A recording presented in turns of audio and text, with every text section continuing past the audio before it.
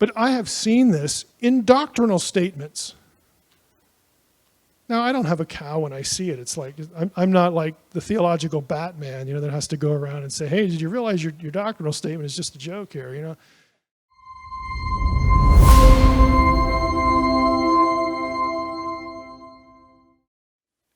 Is the reverse as an equal concern?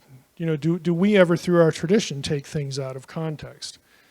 I mean, we ignore context a lot when we do take things out of context. And sometimes our out-of-context stuff becomes doctrine. My favorite example is this one. A third of the angels rebelled. It doesn't take too long before you get, you can easily find, if you just Google, a third of the angels rebellion or something like that. You're going to get stories about how Satan took a third of the angels with him before the fall, or maybe before creation, or before this or that, something primeval. Well, the problem is there isn't a single verse in Scripture that actually says that. And if you actually search for words like three and third and the word angel in the same verse, you'll only find it in Revelation 12.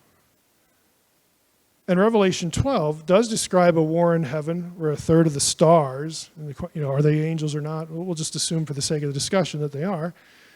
A third of them, are taken or, defeated by the dragon.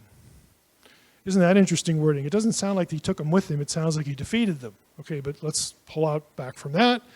Just go with the illustration. There you get a third of the angels associated with the dragon.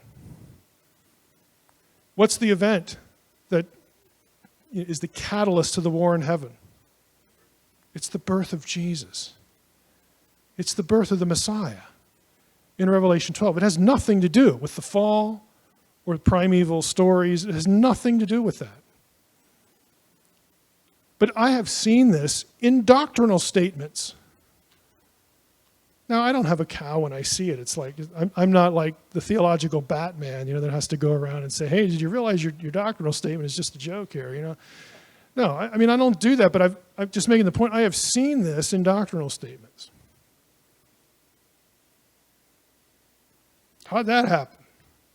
Well, it happened because this has been taught for a couple millennia. Because of early church, this or that, Milton's Paradise Lost kind of popularized it. But that's what you get. So the reverse actually happens. So to wrap up tonight, and I wanted to introduce the first class this way, because we are repeatedly, in the next 15 weeks, going to be referencing ancient Near Eastern material, Second Temple Jewish material. We're going to be looking at things in Scripture and trying to read them as the original writers and original hearers would read and write. What's going on in their head? What is their context? And we can do that a little bit better if we sort of recognize what the Bible is, as opposed to what it isn't.